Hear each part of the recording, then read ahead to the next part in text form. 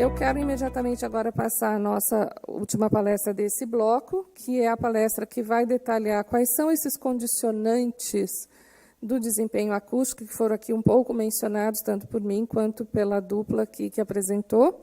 Quero convidar para essa apresentação o engenheiro Fúvio Vitorino. Fúvio é engenheiro mecânico, mestre e doutor em engenharia pela Escola Politécnica e diretor do CETAC, que é o Centro Tecnológico do Ambiente Construído, do IPT, o Instituto de Pesquisas Tecnológicas, que foi muito falado aqui. Também registra a presença dos colegas Cláudio Mitidieri, que foi o coordenador, né, da norma na parte 4, que é a determinante de todos esses requisitos, e o Écio Tomás, também dois históricos da equipe do IPT.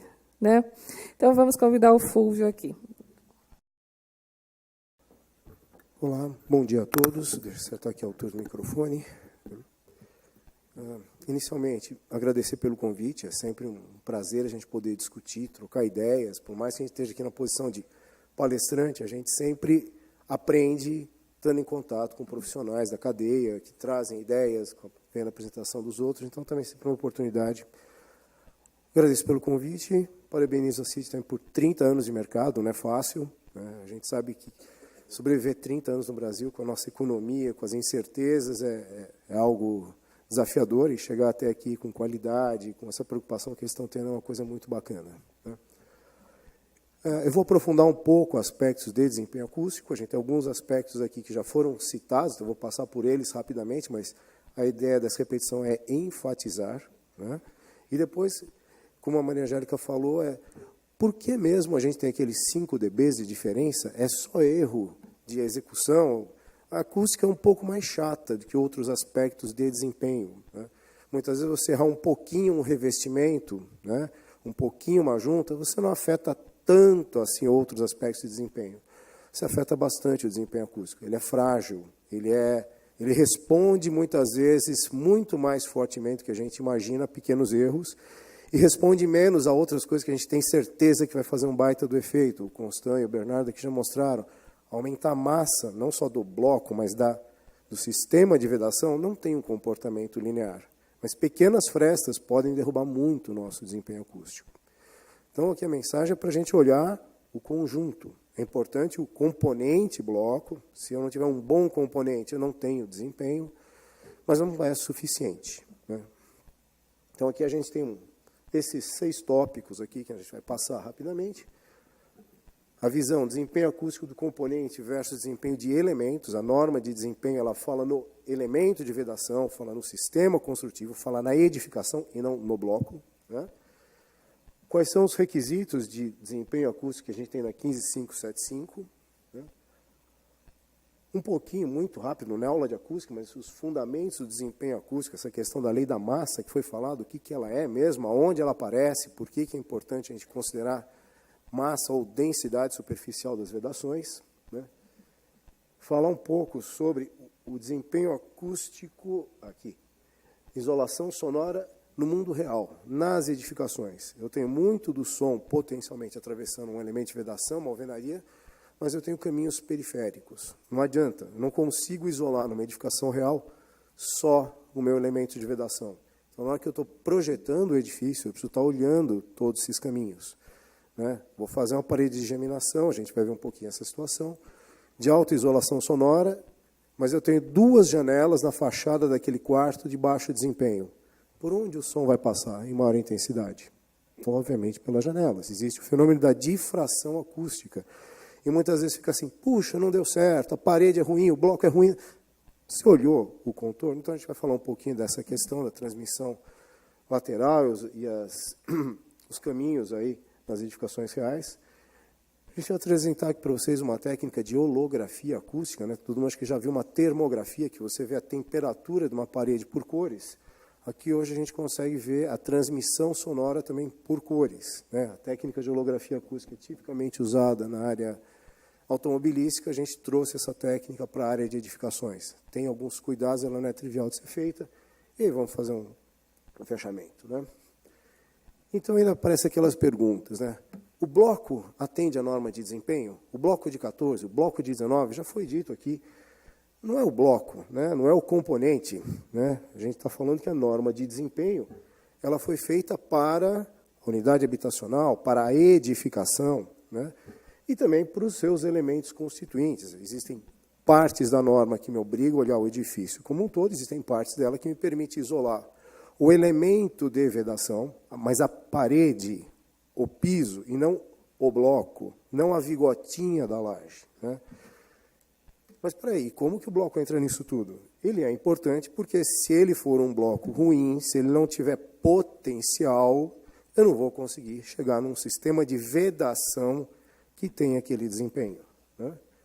O que um bloco precisa atender? Já foi dito, as normas vamos chamar assim, quase prescritivas do bloco. Então, a 15.270, partes 1 e 2, é aquilo que o meu bloco, para ser certificado, para ser colocado no mercado, tem que atender. Né? O que as indústrias estão fazendo, o que o exemplo que a CIS está fazendo é como usar o meu bloco para que você, produtor do edifício, você, projetista do edifício, tenha um projeto, tenha uma edificação com potencial para atender o desempenho, executando uma alvenaria adequadamente. Né? Então, o nosso projetistazinho aqui precisa pensar na edificação. Que cuidados de execução, que cuidados de projeto. As perguntas que eu digo que são as certas não é se o bloco atende, mas é com esse componente, bloco 14, 9, 19, revestido, é possível se construir elementos, paredes em alvenaria ou edificações que atendem a 15575? Esse bloco tem potencial, né? Como eu devo projetar e executar um elemento de edificação para atender a 15575 com esse componente? Né? E o que a norma de desempenho nos pede? Né? Ela vai garantir conforto acústico para todo mundo o tempo inteiro? Não, a norma de desempenho ela foi bem específica, ela foi focada na separação acústica entre recintos. É o ponto de partida para a gente chegar no conforto acústico. Eu quero ter privacidade na minha unidade habitacional. Tá? Gosto muito de ouvir a Maria Angélica falar, mas na hora que eu quiser. Se ela estiver dando uma palestra na sala do lado, eu não quero necessariamente ouvir a palestra dela o tempo inteiro. Né?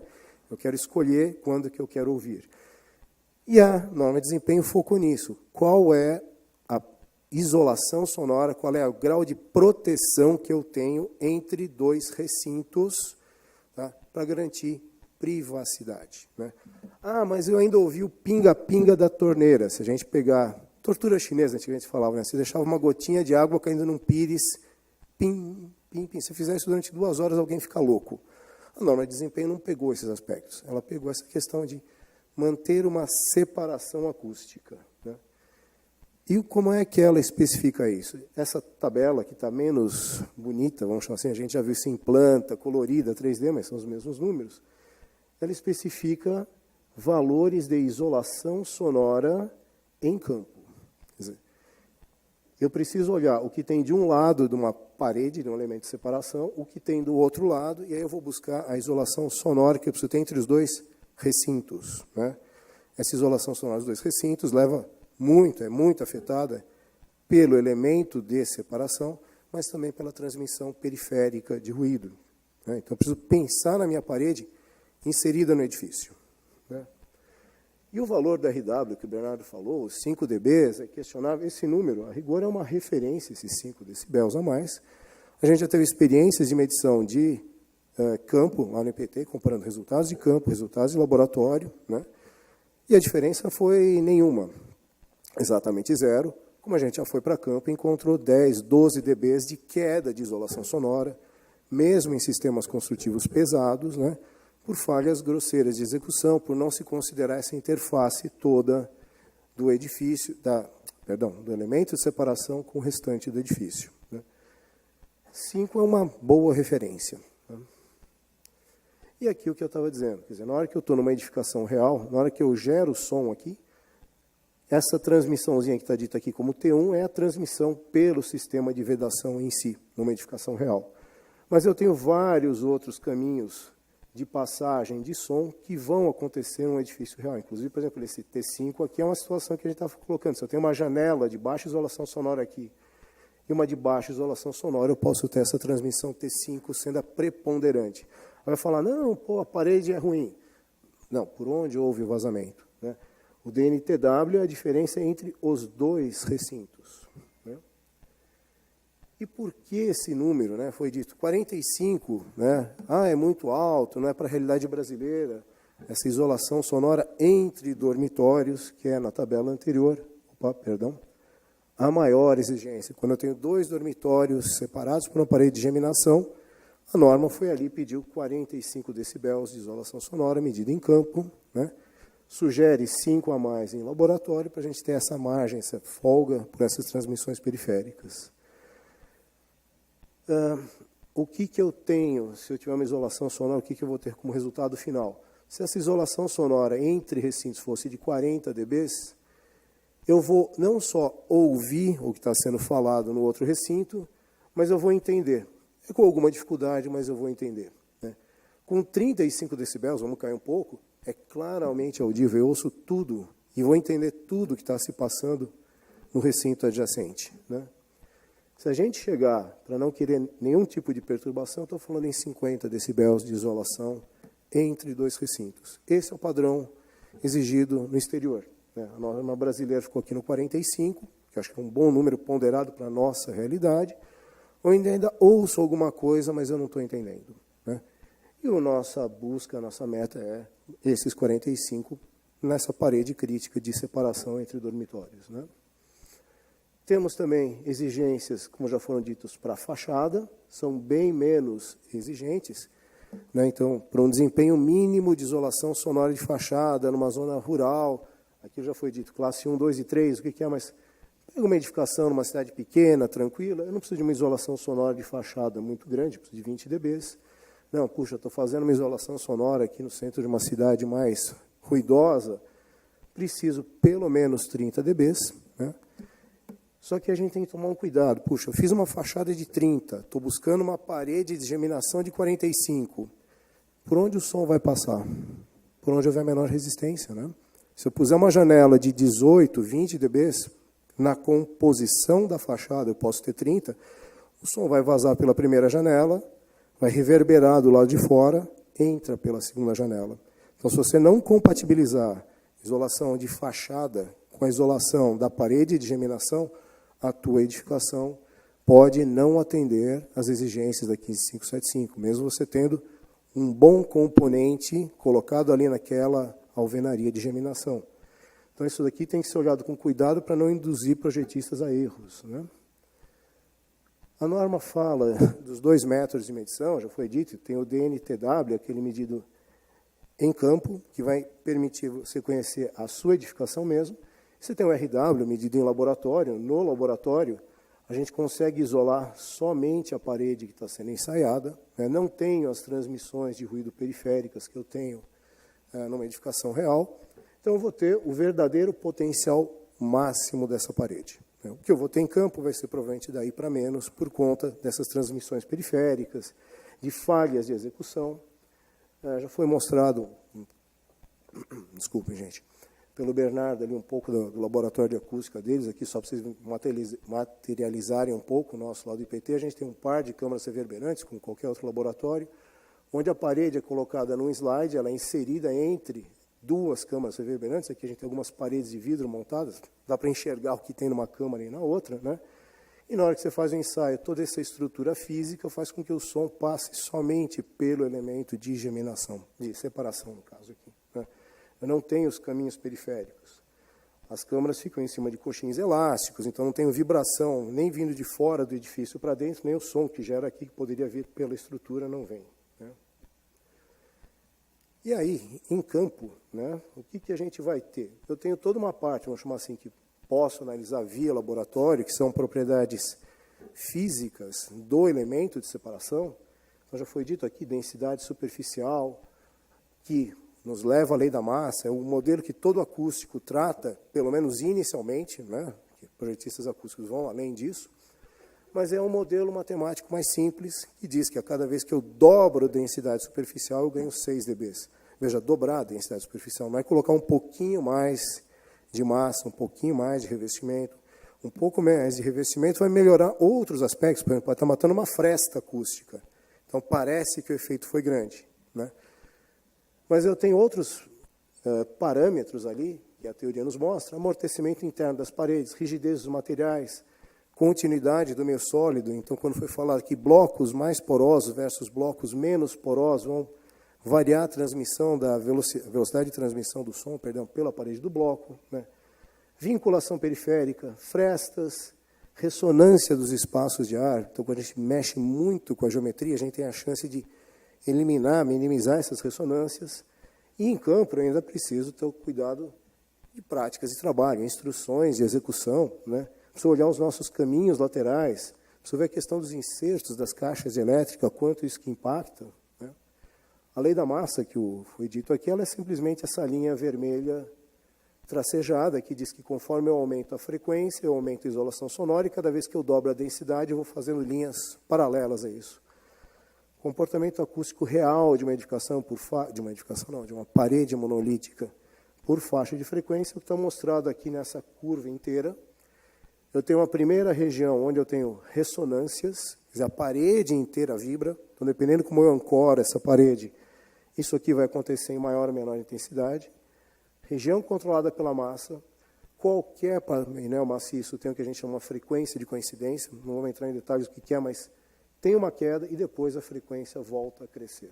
A isolação sonora volta a crescer com a frequência. Então, na hora que eu estou desenvolvendo uma isolação sonora de uma alvenaria, eu preciso olhar como é que eu estou em relação a esse comportamento teórico perfeito. Desvios em relação a isso vão estar me indicando para menos falhas de execução, né? Estou perdendo potencial em algum lugar. Desvios para mais, provavelmente eu estou potencializando efeitos que não são só da massa, não são só da rigidez dos materiais. Que efeitos que eu estou potencializando? Por exemplo, colocar absorção sonora. Foi dito aqui, foi feito ensaio com lã de vidro. A absorção sonora melhora essa curva, né? Frestas matam muito essa curva. E essa preocupação da gente buscar alta isolação sonora, a norma de desempenho nos traz e tal. Eu fui resgatar aí alguns documentos históricos. Eu, pelo menos, entrei no IPT em 86, tem coisa de 85, isso tem 120 anos praticamente. Tem muita coisa, né? Mas a gente já lá em 85 estava fazendo ensaio em alvenaria de bloco cerâmico de 14, 7,4 kg, revestidos com argamassa nas duas faces, 40 decibéis. Né? A gente obtém resultados similares a esse hoje. Teve resultados já bem piores, porque alguns blocos pioraram, algumas práticas de revestimento, não só na questão da continuidade da argamassa, mas principalmente o encabeçamento do bloco, né, aquela junta, foram piorando. Né? Então, essa é uma referência de 40 dB que já se tem de algum tempo. Né? E nos últimos anos, aí a CIT, né, algumas outras empresas também, mas predominantemente a CIT, foi buscar melhorar esse desempenho dos 40, um pouquinho menos que se estava, né, para chegar nos 45, depois 47, 48, 50, até exceder os 50. Né? Então, trabalhou-se bastante aí com geometrias diferentes, como a gente falou, tentar mudar essa ressonância que a gente tem no interior dos blocos, mudar a continuidade do caminho lateral. Quando eu tenho caminhos muito contínuos, é bom, porque o som encontra facilidade de passagem. Então, vou tirar todos os caminhos internos, tá? Mas você cria ressonâncias. Então, você precisa ficar o tempo inteiro ponderando ganhos e perdas na transmissão sonora. E, como já foi dito, não tem modelo matemático confiável para tudo isso. Né? E trabalhou-se também com preenchimento de blocos. Se trabalhou mudando revestimentos, mudando geometria, compondo materiais, aprimorando o processo de execução. Ficou muito evidente a importância de se preencher a junta na vertical. Quer dizer, teve aquelas práticas da racionalização, né? Não, vamos tirar essa argamassa de assentamento, ela não faz muito efeito na face vertical. Pode não fazer para outros aspectos de desempenho. Para o desempenho acústico, ela é fundamental. Então, isso está sendo recuperado. Né? E aqui, gente, alguns exemplos de resultados que, como a gente falou, indicam o caminho a ser seguido por faixa de frequência. Um bloco aí, com uma geometria inovadora, que a gente apostava bastante, aí você olha por faixa de frequência. Bom, o resultado final lá não foi muito bom em relação ao que a gente já tinha, já estava no patamar de 40, 39. O que aconteceu? Olhando aquela curva, eu vejo que esses pontos aqui deveriam ter subido, seguindo a linha vermelha. Perdemos potencial aqui. Isso aqui é típico de esse patamar frestas acústicas na parede, juntas mal preenchidas, né? alguma falha, uma distância maior no bloco, e aí eu perco o potencial de isolação sonora. E foi feito todo um trabalho aí buscando melhorar o aumento da densidade superficial, e a gente viu que tem limites práticos para isso, melhoria de execução, geometria de blocos, né? Então, a lei das massas, ele dita, fala o seguinte: se eu dobrar a densidade superficial, eu ganho 6 dB. Então, se eu partir de 155, eu teria que chegar em 310 para chegar em 45. Ainda não me deram cartão amarelo, tem tempo, né? A gente conseguiu 45, melhorando um pouco só a densidade superficial. Isso aqui é uma composição de efeitos. A nossa barriguinha ali, aquele vazamento acústico, sumiu, né? Opa, desculpa. Trabalhando um pouco mais, você consegue um sistema ainda leve, um bloco de 14, 8 quilos, com uma geometria mais facilitada, uma argamassa de 13 milímetros, cuidado de preenchimento de junta, continua sendo uma vedação toda leve, 155 kg metro quadrado, 46 dB, e você já chegando bem próximo do potencial máximo conseguido com a lei da massa aí. A partir daqui, você precisa começar a ser mais criativo, você precisa começar a colocar a absorção sonora dentro desse bloco. E foi onde se trabalhou, foi trabalhando aí com preenchimentos, com vários materiais, né? Então, partiu-se também, só como referência, uma parede de bloco de 14, sem cuidado nenhum de revestimento. Então, aqueles 40 que eu falei que a gente tinha, pode cair a 36. Uau, tá bom. Ele quer ver um choro. Quanto tempo de choro eu tenho? Então, vai dar um pouquinho de choro, tá bom. Então, trabalhando com revestimento e preenchimento, a gente chega até 49 decibéis, um patamar muito bom, né? Preenchido com 3 centímetros de argamassa, ainda é pesado, mas com absorção sonora dentro do bloco. Compondo esses resultados, se você não for trabalhar com absorção sonora, você vai ter uma curva de ganho de isolação com aumento de densidade que cresce devagar. Isso aqui vai tender assintoticamente a alguma coisa. Quer dizer, eu preciso aumentar muita massa para conseguir chegar, mas massa do sistema de vedação, tá? Em algum lugar. Se eu começo a trabalhar com materiais absorvedores, eu mudo de patamar, eu mudo de curva e aí eu consigo ter desempenhos bem melhores, né? Voltando um pouquinho aqui para a edificação real e acelerando, né? A gente falou, numa edificação real, eu tenho nossa fonte sonora, eu tenho a transmissão pela própria parede de geminação, mas tenho caminhos laterais pela janela, eu tenho um caminho que o som vai fazer na parede lateral e entrar na parede de separação, pelo piso, pela caixinha acústica, né? E a medição em campo da NTW leva em conta todos esses caminhos laterais que estão presentes, né? Esses daqui a gente consegue modelar de uma maneira matemática relativamente boa por uma norma de cálculo, a ISO 12354, né? Mas essa norma não consegue, né, compensar esse tipo de falha de execução. O bloco de concreto está aqui porque é só parte do nosso histórico de fotos, tem falhas também de execução de bloco cerâmico, não é uma briga entre sistemas de revestimento. Mas como é que você quer buscar desempenho acústico na hora que você faz isso? Ou quando você não preenche as juntas? Ou quando você deixa esse rasgo aqui? Ou quando você faz a caixinha elétrica tão fundo que essa luzinha clara aqui é a parede do outro lado? Gente, você matou totalmente a isolação sonora. Não adianta ter feito o melhor bloco, com o melhor revestimento, se você faz isso. Na hora que você entrega a edificação, você deixa 1 ou 2 dedos de fresta na parte de baixo da porta. Na hora que você vai fazer a medição, como a gente falou, a norma de campo pega todos os caminhos. Essa fachada provavelmente não atenderia a norma de desempenho, né? E mesmo em execução, tá bom, puxa, quebrou o bloco para fazer a compensação. Por que não pôs um bloco compensador? Será que não tem no mercado? Precisa lá o cara com a colher quebrar o bloco, né? Várias juntas mal feitas. Como é que está sendo feito esse encunhamento não, essa união aqui do lado? Se ele simplesmente está encostando sem alguma tela, alguma coisa, sem preencher bem essa junta, você vai ter vazamento sonoro por aí, depois a gente vai ver onde tem. Ele assentou tijolo com furo deitado. Beleza, estou falando em massa, estou falando em colocar barreiras à passagem do som, e eu deixo um caminho livre.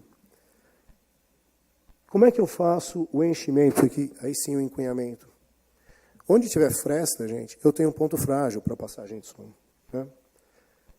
A gente tem muito aquela situação, quanto impacta uma caixa de elétrica numa parede? A gente não tem muitos estudos feitos aqui sistematicamente para os sistemas brasileiros, então estou pegando resultados feitos em gesso acartonado no Canadá, no National Research Council, lá na década de 80 e 90, eles fizeram muitos ensaios sobre isso.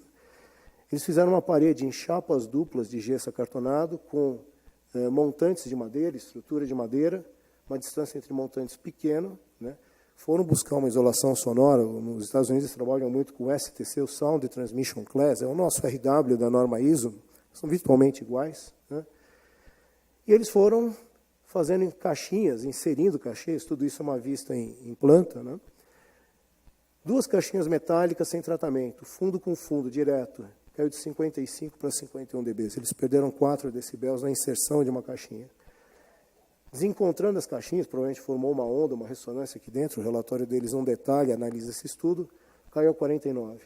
Na hora que você põe a caixinha do outro lado do montante, a sua perda é menor, são só 2 dB, quer dizer, você começa a inserir barreiras a uma passagem do som para os dois lados, né? Quer dizer, muitas daquela prática, vou pegar o mesmo bloco, num furo, fundo com fundo de caixinha, você acabou com a isolação sonora da tua parede, né? E se eu fizer outro experimento com lã de vidro no meio, uma lã espessa, 90 milímetros de lã, né? Chegou a 61, ganharam 6 dB aqui, colocaram a caixinha, perderam, tá, o que eles tinham ganho com a colocação da lã. Quer dizer, de novo, você ficou com um caminho direto de passagem de som. Conforme você vai distanciando, essa perda é menor, né? Você só não vai ter perda se você tiver mesmo essa lã quebrando essa continuidade da passagem de som direto. Mas ainda dentro desse estudo tem algo assim que, olhando com lupa é mais crítico, perdeu 4 no global, mas em algumas frequências ele chega a perder 12 decibéis de isolação sonora. Nesse aqui foi 1.250 Hz. Está bem no centro da nossa faixa do audível. Então, como um todo, eu ouço muito pouco. Estou ficando mais velho, mas em geral o ser humano ouve muito pouco. Em baixa frequência, em muito alta frequência, mas a gente ouve muito bem aqui, nessa faixa dos 500 Hz até 2.000, 4.000 Hz. E um buraco aqui é catastrófico. Então aqui, para o usuário final, a sensação é de uma perda de isolação sonora ainda maior, né? A gente comentou também que eu tenho essa passagem de som por janelas. Isso aqui é muito comum a gente fazer, então foi feito um estudo de uma geometria. Imagina isso aqui em planta, isso aqui é saída de um software de simulação, então não está muito bonitinho, desculpem os arquitetos, mas eu tenho 2 dormitórios, uma parede de geminação, fonte sonora aqui, receptor aqui, e eu tenho mais um dormitório aqui do lado.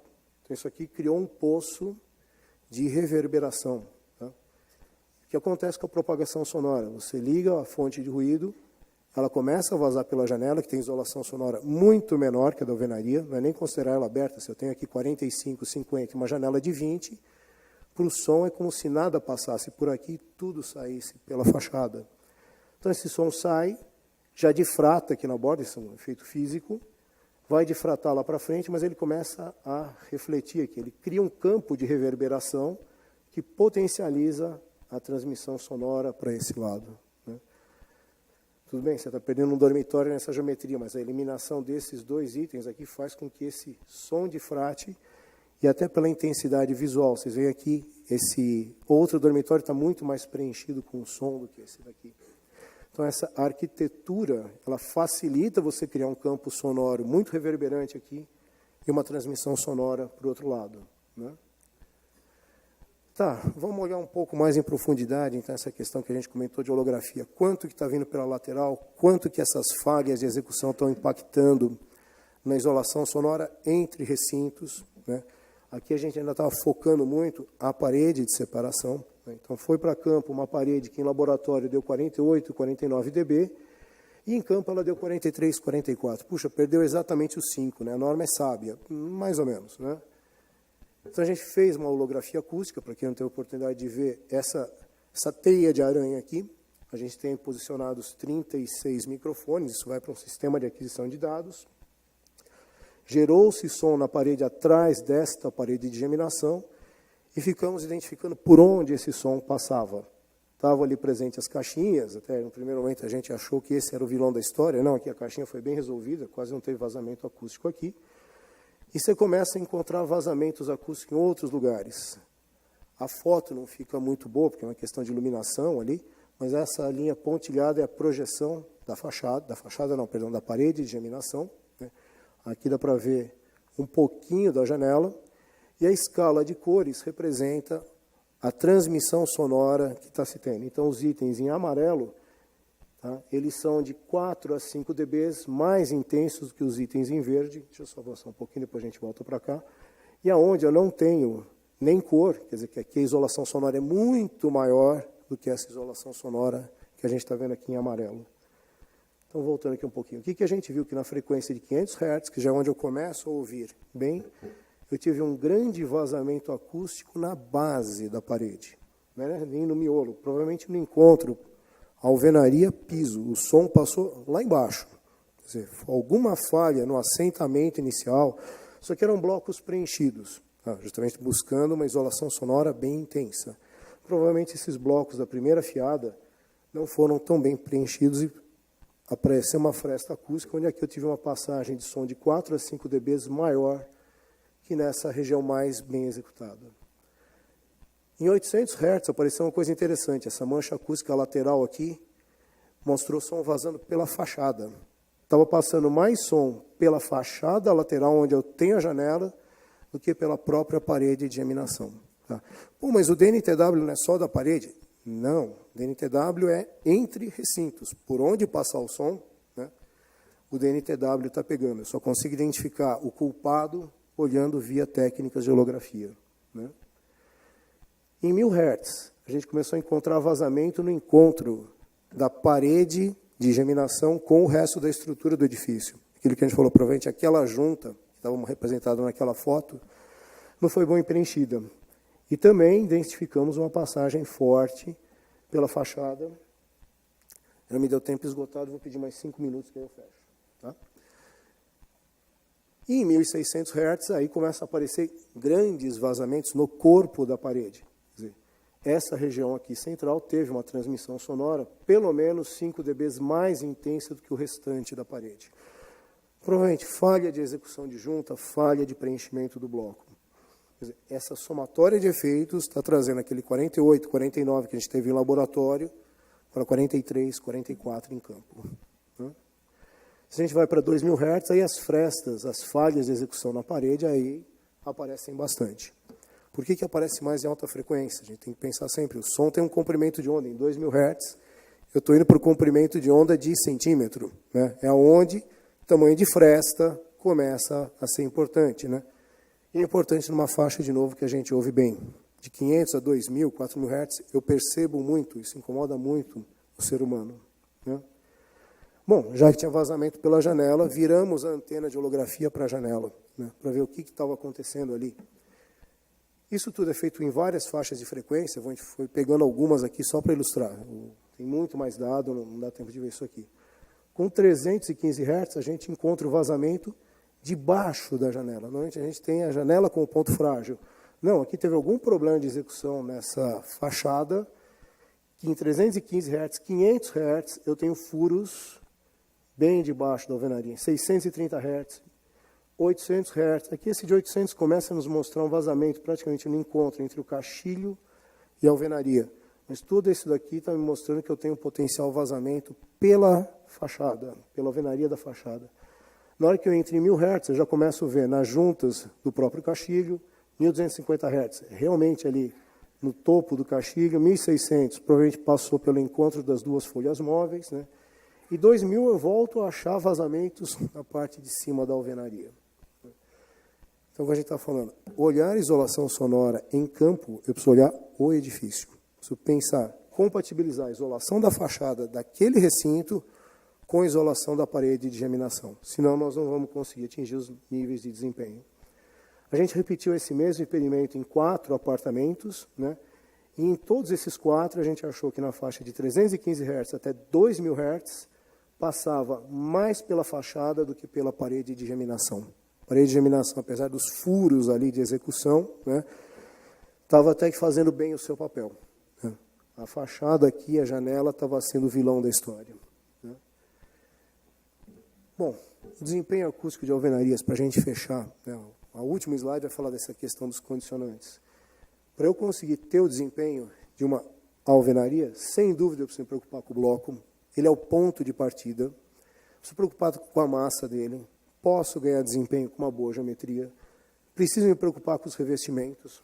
Na palestra anterior, aqui, o Constant, o lateral direito, né, falou que a espessura do revestimento era importante, que o gesso versus a argamassa dava um efeito. Sim, dá muito efeito.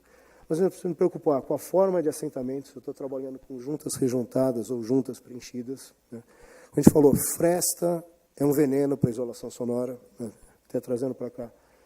A isolação sonora não aceita desaforo de execução, ela chora muito fácil. Outros elementos de desempenho aguentam um pouquinho mais. Né?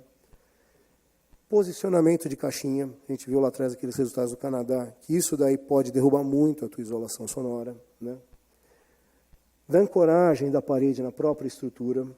Né? E eu preciso fazer esses condicionantes, combinar projeto e execução. Preciso partir de componentes, sim, sem dúvida, de alto potencial.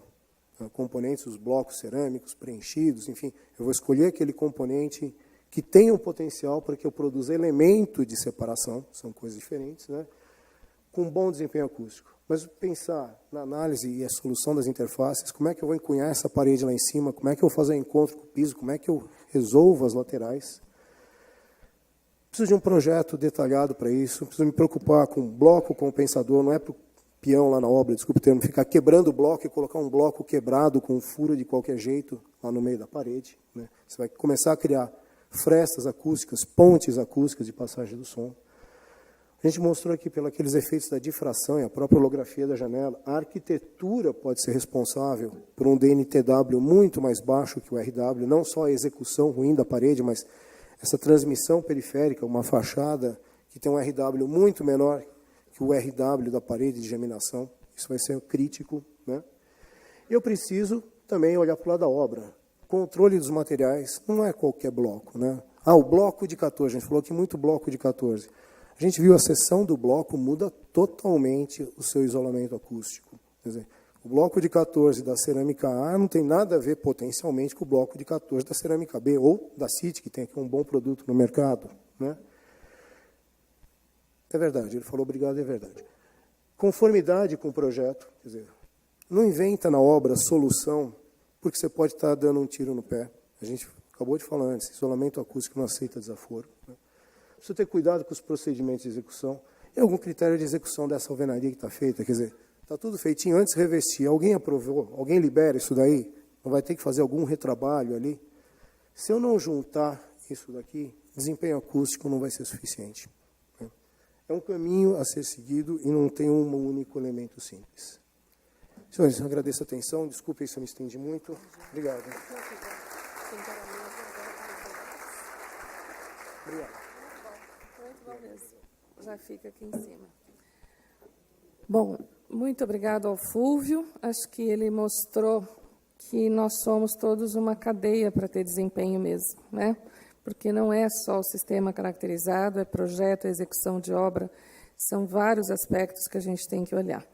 Quero imediatamente convidar os demais palestrantes, o Constant, o Bernardo, e convidar também o Neto, para que a gente monte agora uma mesa de debates. Nesses debates, eu gostaria de ter a participação de todos vocês, mas nós temos um tempo restrito, então eu vou pedir que vocês dirijam a pergunta. Nossas moças assistentes vão estar aqui ao lado do auditório com o microfone. Dirijam a pergunta para apenas uma pessoa da mesa, para a gente objetivar e dar todos a oportunidade de participar. E peçam o microfone, que elas levarão até vocês, se identificando com nome e empresa, e dirigindo objetivamente a pergunta a um dos membros da mesa apenas, para a gente conseguir realizar um debate um pouco mais extensivo.